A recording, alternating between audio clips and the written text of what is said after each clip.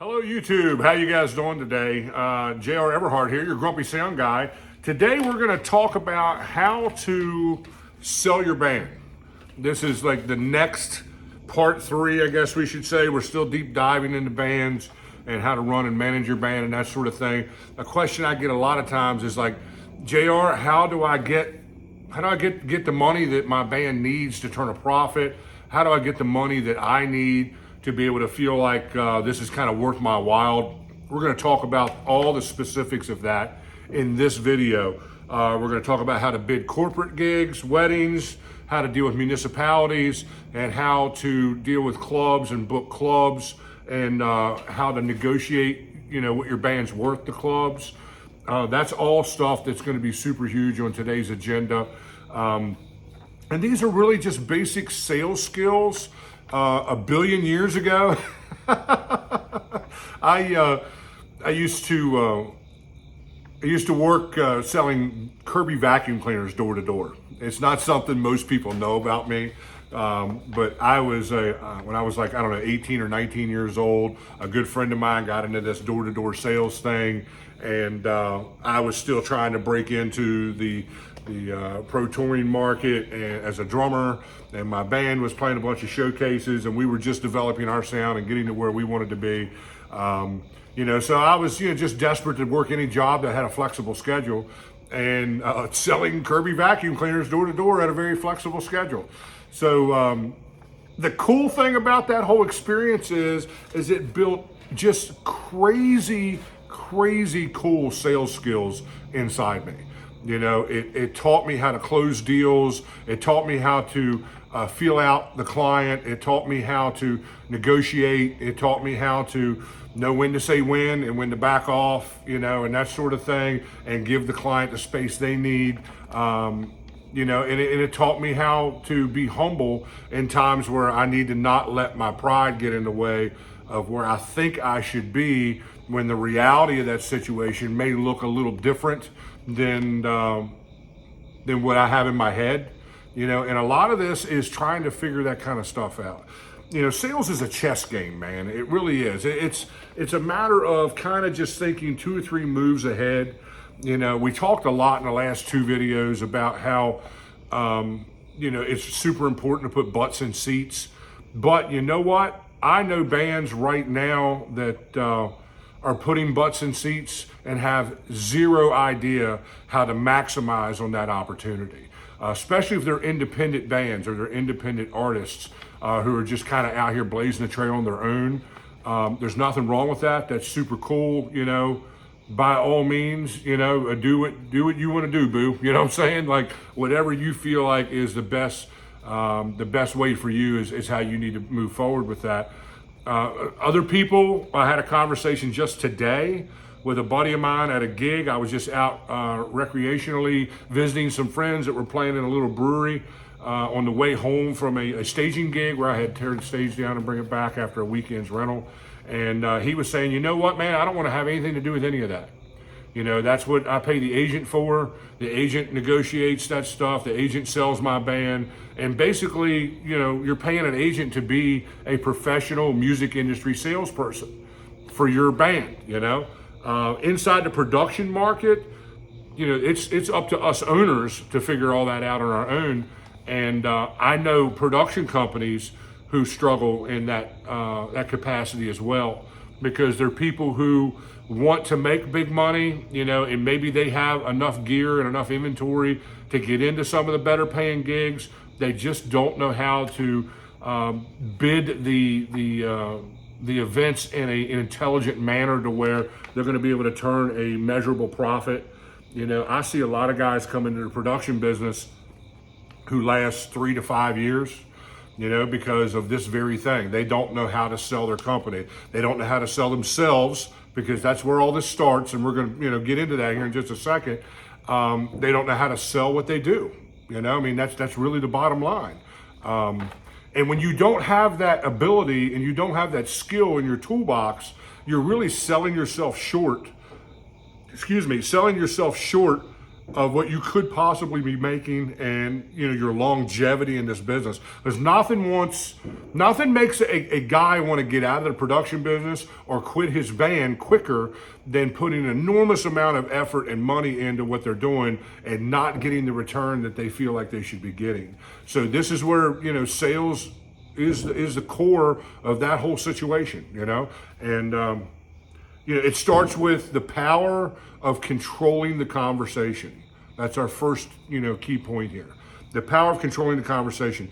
Way back in those door-to-door vacuum cleaner sales days, I learned this lesson. I got the privilege to sit next to some of the best salespeople I've ever met in my life. These people could literally sell ice to Eskimos or, catch up to a woman wearing a white dress. You know what I mean? Like, these guys just had it. And a lot of it was they had this natural instinct in how to feel out the client. They knew how to gauge where they were and how comfortable they were. And it was always about, it wasn't a high pressure tactic because these guys were trying to break that stereotype inside of that door-to-door salesman thing, and try to be more comfortable and have more comfortable sales, practices in place so that the clients feel more at ease, about spending money, about, in that case, buying a $1,400 vacuum cleaner, So controlling the conversation means gauging where your client is in the negotiation. I get people who call me for jobs all the time, and this is the exact same scenario when I was running a band, who call me all the time. First of all, if they're calling me, that's a good thing because that means I have all the bargaining chips because they want me. The desire is coming from their side of the table. So that gives me a little bit more of a negotiating upper hand at the table of negotiation. So if they're calling me, the first thing I'm going to do is just start asking a bunch of questions. Like if I'm running a band, I'm like, okay, well, how long do you need us to play? What kind of crowd are you expecting? If it's a new venue I've never been in before, I would want to be asking questions like, how many seats, how many people can you seat in your venue? What is your typical built-in club crowd? What do you bring to the table, on your Friday and Saturday night gigs or whatever, the thing is there. And a lot of times those clients love the music business so much because the music business isn't how they make their money, It's how they make part of their money, especially with nightclubs. Because nightclubs make part of their money from live music, the other part from food and beverage, And then if they have other things like, adult games and pool tables and darts and whatever else stuff that they use to make money, there's other sources of income there besides live music. So a lot of times those guys, especially owners, and I've run into a bunch of owners like this, even in the production side, guys that just want to be in the music business and they're not. So when they get on the phone with somebody who is in the music business, especially if you're a band that's in the know, and you're kind of known around town and that sort of thing, or you're a production company that's known around town, you have a really good reputation and that sort of thing. Sometimes they just want to talk, man. They want to get to know you. They want to look behind the curtain a little bit and see what life is like in your world. Man, let them talk. By all means, let them talk. The more they talk and the more that you can kind of acquiesce with that and just agree with what they're saying and go along and follow them, be genuinely interested and connected to the conversation, then the stronger of a bond that you create back and forth. Now, that relationship may only last a phone call, but inside that conversation, we will inadvertently emotionally get attached to the person that's negotiating the deal.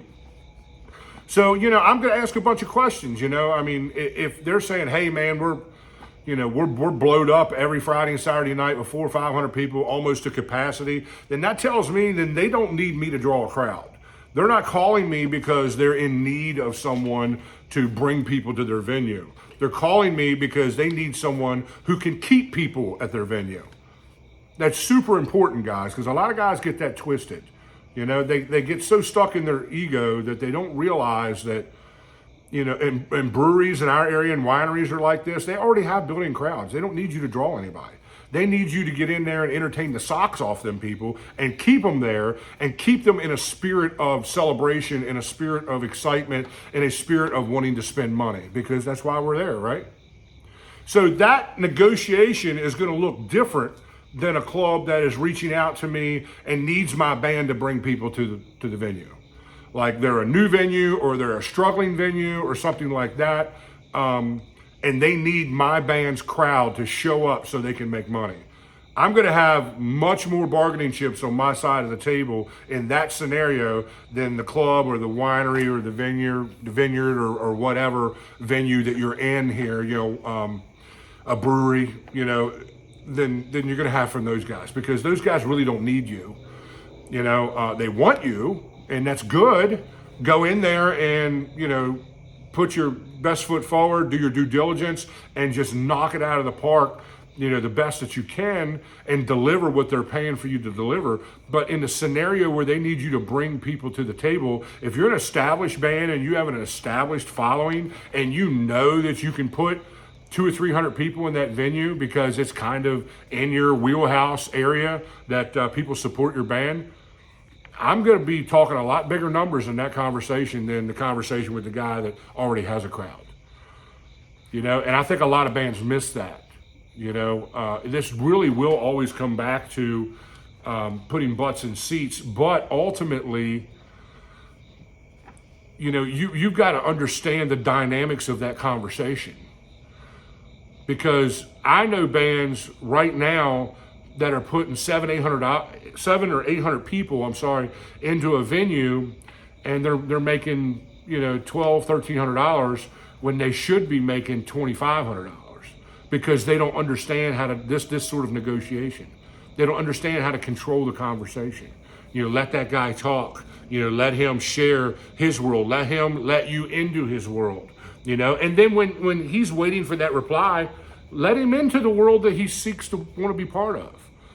Tell him some stories, tell him some stories about the road, tell him some stuff that's going on, or complain about some horrible nightmare client that you had, 6 months ago or 6 years ago or something like that. Or anything you can do to create a bond with the buyer is always going to play into your favor. I can remember situations where if I was walking into a guy's office and he had pictures all over the wall of, soccer jerseys and him being at, international soccer meets and stuff like that, I'm obviously going to have some conversation about soccer. I don't know a whole lot of stuff about soccer, but he obviously loves that, and I'm perceptive enough to see what's going on in his office, or if he's a family man and there's camping pictures everywhere and that kind of thing. Man, I'm talking about camping now. Like, hey man, have you ever been to this national park, or what's your bucket list place to go camping? You create a personal connection with that guy. You're always going to make them more comfortable. You're always going to put them in a state where they're going to be a little more comfortable with coming off the money that you're going to ask them for. Some scenarios, you don't get this opportunity. Some of these guys are bulldog salespeople. They're business owners. They know all this stuff I'm teaching you right now. They've been practicing this for decades. Maybe they're a way better salesperson than you are. Then you need to submit to that as well. And you may get only 30 seconds to get this guy's attention and get him reeled into the conversation and actually present in the conversation. Because a lot of guys that are busy, man, they're just like, you're an afterthought to them. Like, man, I'm just trying to fill my calendar. I ain't trying to get to know you and be a BFF. A good salesperson understands those different dynamics. They understand the difference between the guy that wants to talk and the guy who just wants to get down to brass tacks. And if that's the case, then it's about you knowing your value. What is your value? Are you someone you can put 200 or 300 people in this club? Don't ever promise those numbers, because I think you always get yourself into trouble when you do that. I never promise anybody numbers when I'm booking a band. Like, I don't know, my crystal ball is broken. I don't know what we're going to draw here, but I can tell you this: we played on the other side of town and we had 500-600 people at that gig. That's all I can tell you. We're not in the business to take risk. That's the buyer's place, because he's the one that's going to get the reward of it.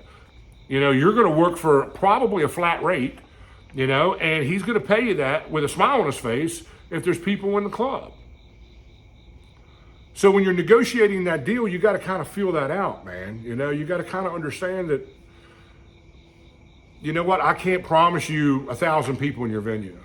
But what I can tell you is we do have a proven success record. Or if you're a new band and you're trying to break into a venue and you finally got them on the phone and you finally got them, talking to you face to face, make the most of that opportunity. Be comfortable and be someone that they would want to be friends with. Like, I always try to come across like I'm your best friend's buddy. You know what I'm saying? Like, I'm part of the gang. We all kind of have common interests, and that sort of thing. We talked about trying to find those common denominators of interest with the buyer and connecting with that. But I always try to come off comfortable and approachable. I don't come off with pride or with an attitude. No one wants to work with big-headed people, man. That's just the way this business is. And there's a whole lot of people in this business who claim to be humble, who are not humble, who are egotistic maniacs. And I can tell you, I can give you phone numbers to agents that will tell you they'll never work with that guy again because he's a jerk. The guy's in a successful band. He knows he's in a successful band, and he's got so much ego that people don't even want to work with the guy, All these things, again, are things that the agent does. Remember that when you're having to pay those commissions. Like, if all this stuff sounds like a nightmare to you and this sounds scary, and you just are filled with anxiety thinking about having to be in that confrontational, scenario, because that's what it is. It really is. It's confrontation. You are confronting this person, trying to, sell yourself to them, trying to sell your band to them, trying to sell your production company to them. Know your worth. And if you think that you don't have those skills and you're super honest about that, you should really look into trying to get with an agent and let an agent do this stuff for you. And that's why you pay the agent what you pay the agent, because they have decades of experience doing this sort of thing. This is what they do, Moving right along. We talked about when they call you, we have all the bargaining chips, or most of the bargaining chips. Let's just get right down to brass tacks. This ain't going to be a super long video today. Let's talk about how to bid the big 4 type of events. Corporate stuff, weddings, municipalities, which would be like your community concert series, Alive at 5, or Funky Fridays, or, whatever, Whoville Town Center concert series, whatever. Those are municipalities. And your city park, that sort of thing. The local city government or county government is paying you, that's a municipality. And then nightclubs. Because these 4 people have 4 different motivations behind hiring you. Obviously, entertaining people is the big one. But someone asked me one time, they were like, what do you bid on a corporate gig or a wedding? Because they're very similar. And I always answer with the same thing, as much as I can. As much as I can. You need to know your client. If you don't know your client, it's a cold call, you've never talked to this person before, and they just got your number from Susie down the street, and you don't know them, start asking questions, man. Start asking all the questions you can think of. Get them talking, get them telling you what's going on, get a feel for the event. If the guy is on the other side of the phone, he's a corporate guy, and he's like, hey, we own, the local Rubbermaid factory, and we're wanting to do a big Christmas party for all of our managers and our highest achieving employees. That immediately tells me that these guys have come to the table. They know they're going to have to spend money to get good entertainment, and you're probably going to do pretty well on that gig. Now, if a business owner calls me and they own the local donut shop and they want to kind of just do a Christmas party for their favorite employees and their favorite patrons that come in and buy donuts from them, that budget is probably not going to be as big. So it's a matter of understanding your client and trying to get them talking and get them telling you what's going on. When you're bidding weddings, it's the same thing. With weddings, it's a little easier because you can start talking to the bride about, brides love to talk about their wedding, by the way. So you'll have no problem getting them to talk. Ask the bride, where are you having it at? How many people are you expecting? What venue you're in, where you're having it at. Get them talking about the wedding, man. And if they're telling you about where you going on your honeymoon, if they're renting the ballroom down the street from the White House and they're going to, France for their honeymoon, you're probably going to have a pretty good budget there. You're probably going to be looking in the neighborhood of $5 to $8 or something for that wedding. But if they're saying, hey, we're just having a quaint little thing with family and close friends only at the local church, and then we're going down to the Moose Lodge and going to have the reception, we rented out their ballroom, then, obviously that budget is not going to be as big as the other bride, So kind of bid accordingly. I come right out and ask people, what's your budget look like? Get them talking numbers first. What's your budget look like? Oh, well, we were kind of thinking, because everybody has a number in their head. They may say they don't, these guys that have some sales experience, they will know what I'm talking about here. The guys that know what they want to pay but want to play possum, like play dead, they'll be like, I just don't even know what something like this costs. I just don't. I don't even, they'll just play dumb. They'll play the total dumb role, waiting for you to put a number on the table first. I always, if there's any way possible, want them to put numbers on the table first, not me. If I have to put a number on the table first, it's going to be a big number. It's not going to be the number that I will probably do the gig for. It's going to be the number that, look, I'm going to leave room here for negotiation, because if you're playing that game with me, that communicates to me you have sales experience. So I'm not sitting here negotiating with an idiot. So if you're going to play the game, let's play the game, okay? I need this number. And they're going to come back, oh, well, man, I was really kind of thinking about this number. Their number is always going to be lower than what they will pay to do the gig. The truth is somewhere in the middle. That back and forth with the client is what's going to dictate where you land in the middle there. One word of advice is, in part of knowing your value, know what your bottom line is. And production guys, I'm talking to you. Know what your low number is, that you can still turn a measurable profit and make it worth your while. There is nothing worse than going out here and taking a gig and then you're pissed off before you even get to the venue because you're not going to make any money, and the whole thing turned into a pain in the ass. A whole lot of sleazy sales type people will hide all of the BS in the conversation. It's up to you to dig and to chip away at that rock until it turns into a sculpture, of a deal, of closing a deal. Because some people are just dirty negotiators, and they'll play down the event and try to get you for a lowball price. And then 2 days before the event or a week before the event, they send you, an itinerary, and the event is 1,000 times more than what you originally thought it was going to be. Make sure you have all the details in your contracts. Bands, that goes for you. Load-in time, accessibility to the venue, especially with weddings, because we're talking about weddings right now, especially with weddings, because a lot of times you may need to get in there at 8 o'clock in the morning. Now, the caterers might not show up until 10:30, 11 o'clock, and the wedding's at 3. With weddings, you always have to get there early, get set up and get out of the way so they can do the wedding, do the cocktail hour, the DJ can do his thing, and then the band comes on for the reception. So it's a whole lot of hurry up and wait. Make sure you have all those details in your contract. Don't leave any stone unturned. Think about everything. Parking, especially if you're like downtown DC or Baltimore, there's no parking in downtown DC.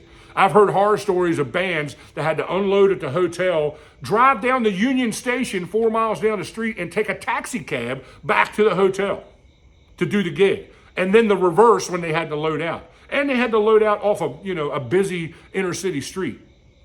Make sure you get all those details, guys. Put that stuff in your contract. Don't leave any stone unturned. Ask 1,000 questions. If you got someone on the phone who's resistant to all that, then they're probably hiding something. There's probably something that would raise a red flag with me at the table of negotiation. Like if I'm asking you load-in time, venue accessibility, all that kind of stuff and everything, and they don't have any answers to that, red flag. Because there's nothing worse than getting stuck on the job dealing with a whole bunch of bull butter. You may have to pay, $150 to park your truck and trailer somewhere in downtown DC. Is that worked into the deal you negotiated with? Well, if you didn't ask those questions and they didn't give you clear-cut answers, no, it really wasn't. You're just kind of trusting that whole buddy politics thing where, oh, they're good people. They sound real friendly on the phone and all that kind of stuff. Look, let me tell you something about weddings. I've seen brides that were like, strawberry shortcake when we talked on the phone about the gig 6 months or a year ago, and then bridezilla the day of the show, the day of the wedding, Get it on paper, man. If you don't get it on paper, God only knows what's going to happen. Now, municipalities. Municipalities are kind of all over the place. Obviously, if my little town here in West Virginia is calling you to do a gig, they're probably not going to have a lot of budget. So be prepared for that. But if it's, somewhere like I live in the Mid-Atlantic here, Northern Virginia, Loudoun County is the richest county probably in the Mid-Atlantic. If they're calling from there and it's the city of Leesburg or something like that or whatever, I know that there's going to be more money on the table. And I also know that I'm probably going to be competing against a bunch of other bands or a bunch of other production companies in bidding this, because those people are much smarter and they're in a higher population area that has more bands, that has more production companies, and they're not stupid. Those people are educated and they're always going to play your band against this band or your production company against their production company. I don't really play those games. They kind of call me if they mention anybody else's name in the conversation, because they'll do that to create tension. That's a sales tactic. They'll do that to create tension in the conversation and make you feel like, oh man, I'm not going to get this gig because, cover band, Joe Blow down the street is bidding this job as well. And man, I really want this job. That's a huge mistake, guys. That is a huge mistake. If you are lowballing your price because you're afraid you're not going to get the gig, or the band down the street's going to get the gig and you're letting your competition set your prices, you should probably hire an agent. You probably should, because they are going to use you and abuse you. They know what they're doing. A highly trained salesperson or booking agent will recognize that and will totally put it out. They will put that fire out in a second, because they're like, well, if you want that other band, hire them. Sometimes I'll tell them, like on the production side, if they're like, well, we've talked to so-and-so and, or we had so-and-so last year, or, so-and-so reached out to us, I'm like, go hire them. I'm not being a jerk, but I'm going to diffuse that sales tactic to try and control me by mentioning one of my competitors and getting me anxious, because they know if they can get me anxious and get me emotionally connected to the event, then I'll be much more motivated to do it for whatever price they want to do it at. It's kind of sales 101, It all comes back to developing a feel with the client and being able to understand, the client. So municipalities, all the same stuff I just said about asking questions and having stuff in the contract for weddings, same thing here. Municipalities, the people who are booking the bands, have no idea what it takes to put on a show. They have no idea what it takes to load in, set up, electricity, like from a production, company standpoint. Electricity is always, top 2 or 3 questions I ask. What's the power like? Well, it's in a city park pavilion, and I had somebody, I'll give you a great example, true story. I was mixing a national band way down around Baltimore, and the buyer says, we have enough power to do the Rolling Stones here. Or at least that's what our electricians told us. And I said, well, first of all, no, you don't, because I seriously doubt you have a 400 or 600 amp service in a city park pavilion. So I really am going to need to see some pictures of your electrical box. I'm going to need to see some pictures of your breaker box, what connections you have there at the pavilion, so I can gauge what's going on. Come to find out, all they had was about 5 20 amp circuits wired into a 50 amp box. I did get them to install a 50 amp connection to get into my distro, so I could at least get the power a little quicker with 240 volt. 240 voltage controls how quick you get the power. So I'm getting the power a little quicker with 240 volts. Then once we get going with the band, we're barely even getting 50 amps out of that box. We're browning out. But they got enough power to do the Rolling Stones. That's the sort of thing you got to watch out for when you're booking with municipalities. These people are sitting in a cubicle somewhere, running errands and doing all the things that they have to do to keep the city moving, to keep Parks and Rec moving, all that kind of jazz. They are not event specialists.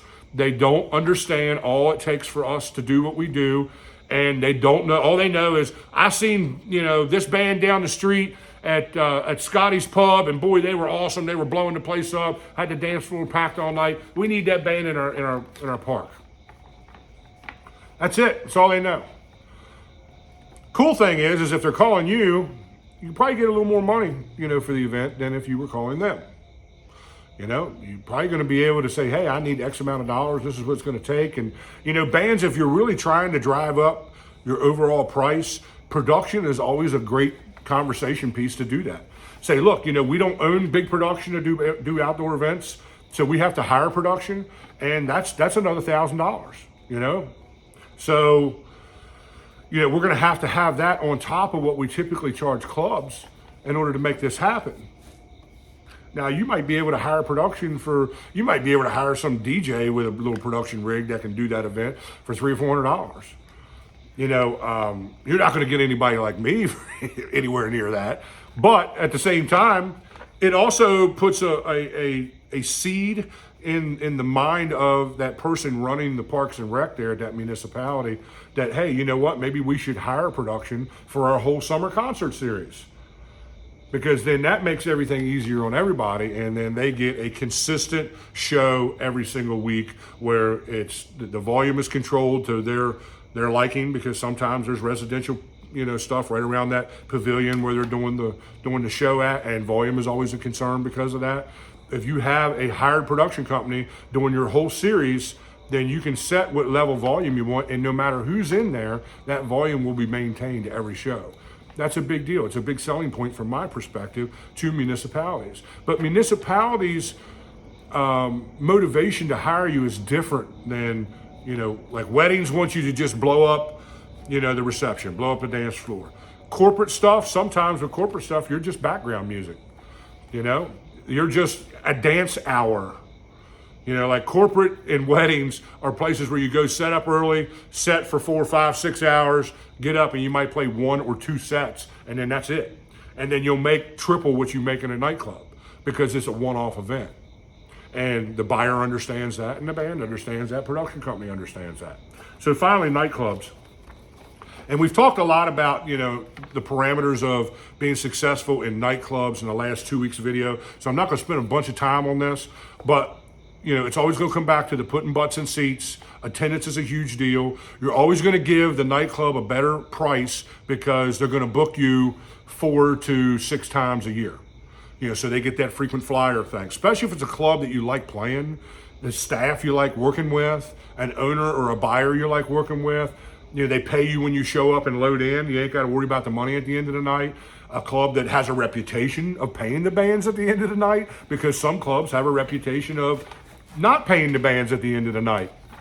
That's where your agent comes in and can really help you out, because they'll hold that club owner's feet to the fire and make sure you get paid. It's what you're paying the agent for. It gives you blankets of security inside of what you're doing. That has value, man. It does. It has value. Otherwise, you're the guy standing in the office at the end of the night, and he's like, oh, well, you guys only drew 20 people tonight, and we had agreed to $800. I'm going to pay you $400. And you're like, no, that wasn't the agreement. You're going to pay me $800, and you're going to have to deal with that confrontation. Or you're going to take the $400 and go out there and then get it from your guys for the next year about how, you screwed up the deal. Again, agents give you the ability to not have to deal with any of that.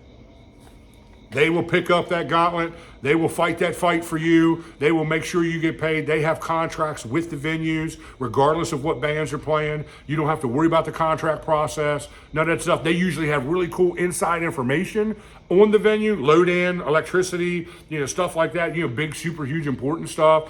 If, this bar owner might be a little testy to work with, that sort of thing, the agent will know that. Like, hey, be kind to this buyer because he tends to drink a little bit, and at the end of the night, he might be a little loose around the edges. So proceed with caution. But he's a good guy, and he'll pay you at the end of the night.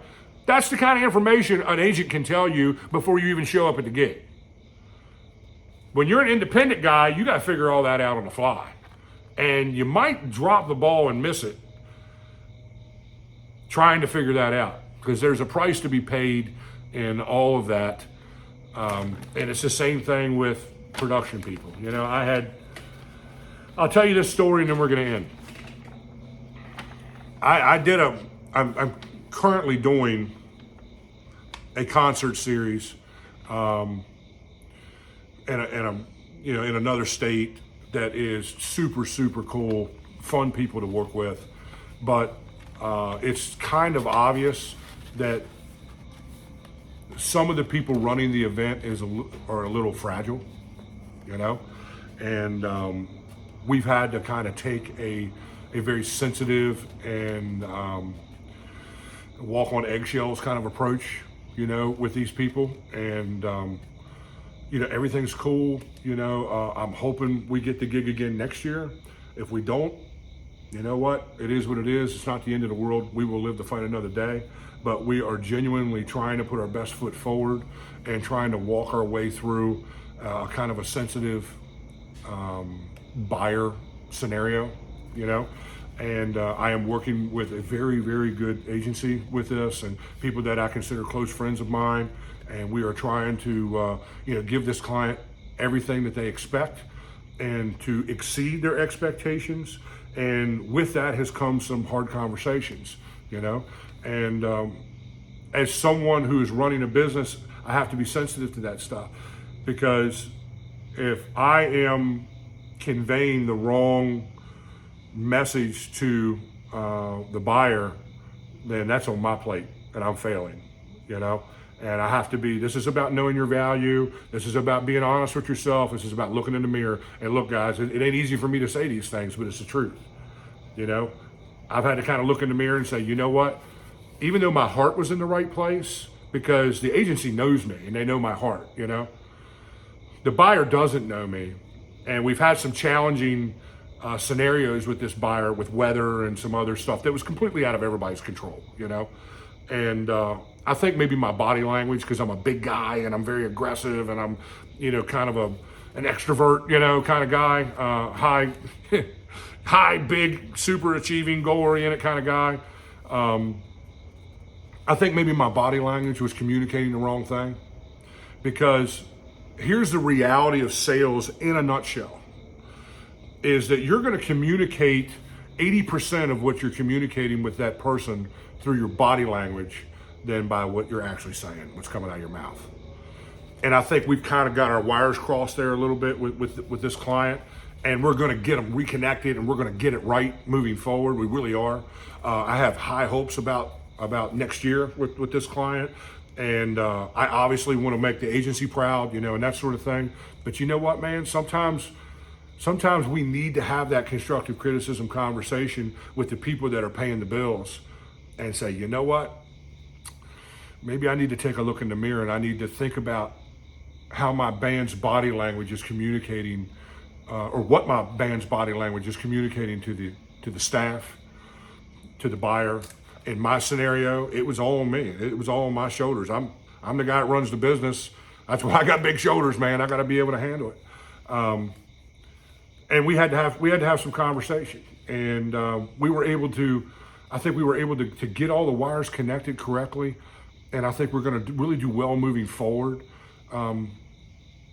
But that is the foundation of success. Staying humble and being teachable always. I've been in this business 35 years. I still learn stuff every single gig. There's something that comes up that I learn. You know, you never stop learning, man. But being humble and being somebody who can look in the mirror and say, hey, look, you know what? I think I can do this better. You know, I think I can really communicate my heart to this buyer better than what I have in the past. And from my perspective, when we're on these big deals where it's stage, sound, lights, and you got guys flying from all over the country, bands coming in from all over the country to do the events, there is like stress level on 15, you know what I'm saying, in my world. But inside of that, I still have to be somebody who's sensitive to the buyer's perspective of what we're doing. It's just all part of being who we are in this business. And it's the same thing with your band. You know, if you don't like the venue you're playing this weekend, then make this weekend's gig the last time you play there. Get honest, man. Why are you doing it for any other? I mean, unless they're paying you a butt ton of money, in which case, suck it up, Buttercup. We're going in there and we're going to make the money. But if it's just an average venue that has an average crowd and has a maybe average or less than average staff, the money's very average, but you're pissed off before you even get to the gig, why are you even doing that? Like, I don't understand guys that are in bands that can't get along with everybody else in the band. Because being in a band is a family. It can be a dysfunctional family, don't get me wrong. It can be a dysfunctional family. All families fight, But at the end of the day, if you got each other's back and you still look at each other and tell you that you tell the guy that you love him, and that sort of thing, then I think you're in a good thing. But if you're in a band where you literally hate the people you're in the band with, now I can get that if you're in an A-rated band and you're making crazy, stupid money. Totally get it. I'm not judging at all. You do you, boo. It's all good. But if you're in a B-rated band, just an average, local, regional, bar band, and you're miserable with the band you're in, quit the band. Get in a band you're happy in.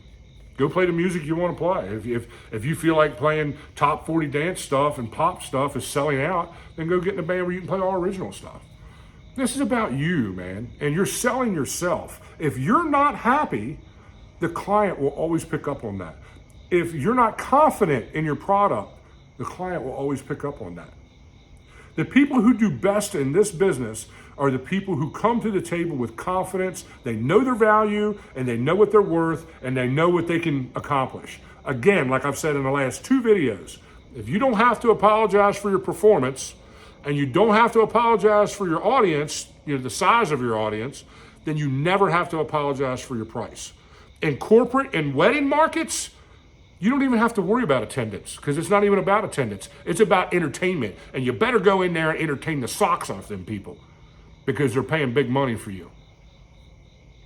That's just where it's at, guys. That's where it's at. That's how you make it in this business. That's how you get to where you want to be. Learn how to sell yourself. Learn how to be humble. Learn how to just get real about where you are and what your value is. Because everyone else sees it. I tell people who have stage fright all the time, go out there and own it. It doesn't matter if you're afraid. It's okay to be afraid, It's just all part of performing. I've played in front of thousands of people. I still get a little bit of butterflies every time I go on stage. But you muscle through it and you go out there and once the music starts, you're lost in the music, man, and you go with it. Own it, because guess what? Whether you blow the place up and people are falling over themselves to get your autograph at the end, or whether you bomb, you own that performance. So own it. It's the same way when you walk into a negotiating, situation. Own it. Own it, because whatever happens, you're going to own it anyways. So you might as well go in there with confidence and know what it is that you're selling. Know your product. The beautiful thing about this business is if you have those things in place, the client will pick up on it immediately and your product sells itself. Your reputation precedes you. If you're a band that sells out venues left and right, they're not gonna have any question about that. If you're a production company that doesn't have systems that shut down in the middle of a performance, I'm not gonna have to sell my reputation to them. They already know who I am and they know the level of work that I do. That's what's most important about trying to sell yourself in this business. Guys, please subscribe to this YouTube channel. Hit that notification bell so you can get notifications. We're posting every Wednesday at 8 o'clock. We're trying to stay consistent with that so you guys know where to find me. Share this video with your friends. Share this video with all your band members. I've gotten like dozens and dozens of messages from band leaders who say, I'm sending your video to every one of my band members. They all need to watch this. I've had agents reach out to me that I've emailed links to who are sending my videos to all of their bands and telling them all to watch it. Guys, if you're one of those guys here and you're watching this off a recommendation, please hit that subscribe button. It doesn't cost anything to hit it. I can even understand if you don't want to hit the notification. You know where I'm at every Wednesday, 8 o'clock. It's all good. Hit the subscribe button, because the more subscribers we can get on this channel, the easier this information is to find for everyone out there, and it just benefits everybody. Look, I love all you guys. I really appreciate the support. The support has been mind-blowing the last 2 weeks. This is just the beginning. We are just beginning to dig into the nuts and bolts and look behind the curtain of the music business here. I'll see you next week.